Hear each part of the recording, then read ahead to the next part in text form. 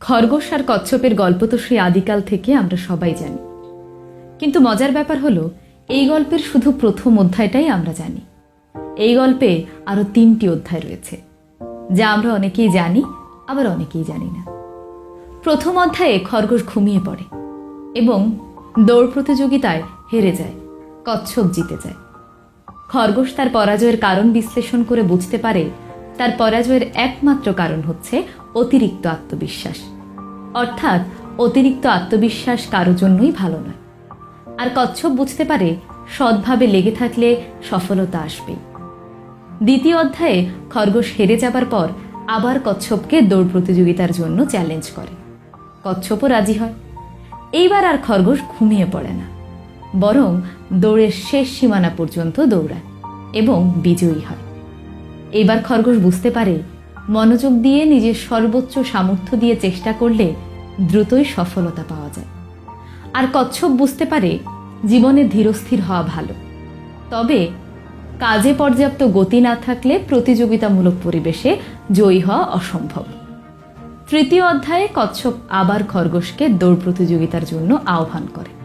খরগোশও যথারীতি রাজি হয়, কিন্তু এবার কচ্ছপ বলে দুবারই তো আমরা একই রাস্তা দিয়ে দৌড়িয়েছি, এবার না হয় ভিন্ন রাস্তা দিয়ে দৌড়াই। খরগোশও রাজি হলো। শুরু হলো দৌড় প্রতিযোগিতা। খরগোশ দৌড়াতে শুরু করলো। কচ্ছপও তার পেছন পেছন আসতে লাগলো। কচ্ছপ যখন খরগোশের কাছে এসে পৌঁছালো, তখন দেখতে পেল খরগোশ দৌড়ের শেষ সীমানায় যায়নি, বরং একটা জায়গায় দাঁড়িয়ে আছে। তার কারণ হলো মাঝখানে একটি খাল ছিল। তখন কচ্ছপ খরগোশের দিকে তাকিয়ে খালে নেমে খাল পার হয়ে বিজয়ী হলো। কিন্তু খরগোশ এবার হেরে গেল।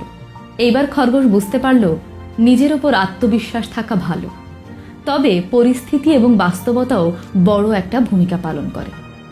আর কচ্ছপ বুঝতে পারল যে কোনো প্রতিযোগিতায় আগে প্রতিযোগিতার দুর্বল স্থান বের করতে হবে, তারপর সে অনুযায়ী পরিকল্পনা করতে হবে।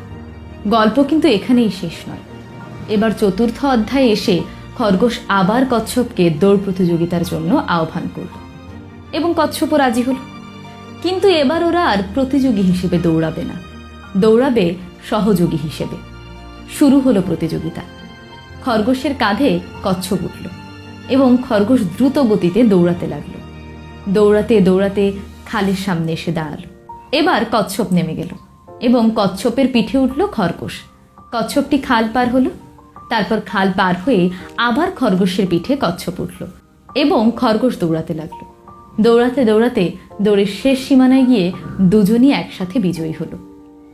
এখান থেকে আমরা যে জিনিস শিখতে পারি সেটা হচ্ছে ব্যক্তিগত দক্ষতা থাকা ভালো, তবে সামষ্টিকভাবে কাজ করলে যে কোনো কাজে সফলতা দ্রুত আসে এবং সবাই মিলে একসাথে বিজয়ীর হাসি হাসা যায়।